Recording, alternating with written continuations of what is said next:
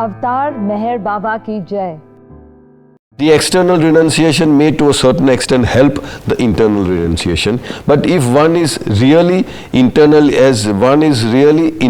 renounced everything, in other words, he is strictly into the ways of the world, and yet he is not attached to it, yet his false lower self is, the desires and cravings are all given up, then that is true or real internal renunciation.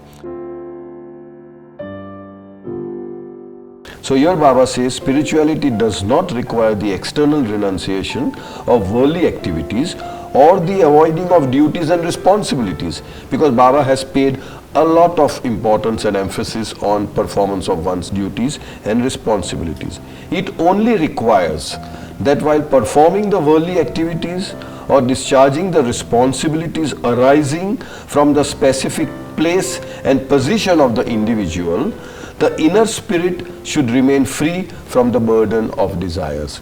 So we must understand that any situation that we are put in at any given point in time, we are put into that situation because that situation is best suited for our past samskaras to be unwound. Or in a sense to be eliminated. So your Baba says that it only requires that while performing the worldly activities or discharging the responsibilities arising from the specific place and position of the individual, the inner spirit should remain free from the burden of desires.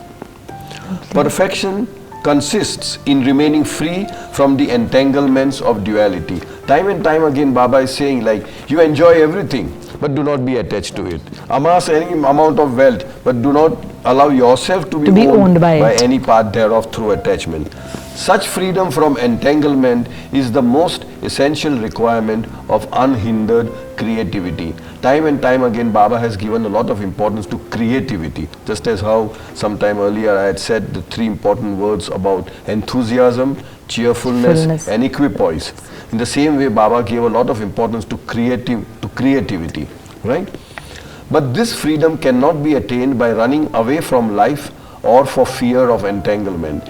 Most people they feel that, oh, if I do this, I'll get entangled in it, and out of fear you run away from life.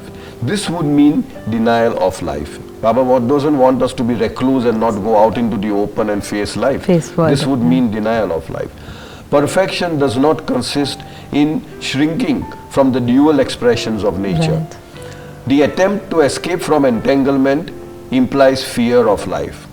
Spirituality consists in meeting life adequately. This is the most important sentence. Spirituality consists in meeting life adequately and fully without being overpowered by the opposites. That means without being pulled in, without being attached to all these things. So this would connect to that third important word that you gave, equipoise, yes, where we neither get elated or sit on that, as we call chane ka jhaad, yes, when good is happening, and neither do we start wallowing in grief when there are brickbats coming our way.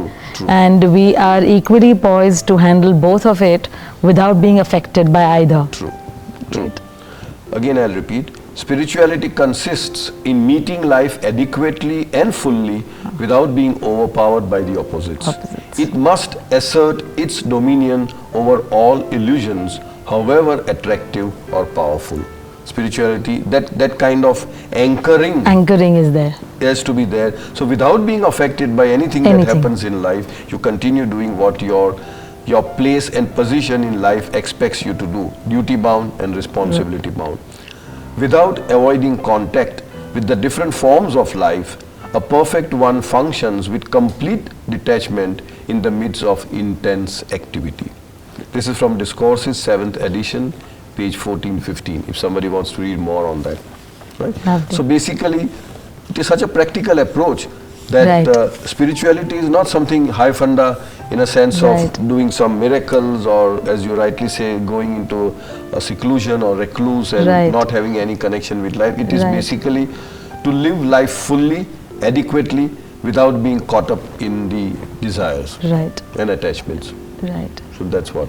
True. That is so very true, as Cyrus said, that spirituality is so caught up with so many misconceptions that we have, and how lovingly all of Baba's words seem to just disentangle all these knots that are there in our mind about so many concepts. And as you earlier said, that Meher Baba is not a religion in one of the episodes, and Meher Baba is a way of life. And I think that's what these words about spirituality also say, that spirituality is a way of life, how we conduct ourselves in the thick of things and rise above it all. As I do not know exactly from which quote, but remembering this line, to be in this world but not of this world, which is so very applicable in our everyday life. And how much ever we think that goodness does not prevail, and in today's life it's impossible to live like this, I think holding on to his Daman and seeking his grace would possibly help us slowly and steadily to live by all of this and make it a way of life. Thank you, Cyrus. Thank you, Baba. And we come back with another beautiful topic. Jai Baba.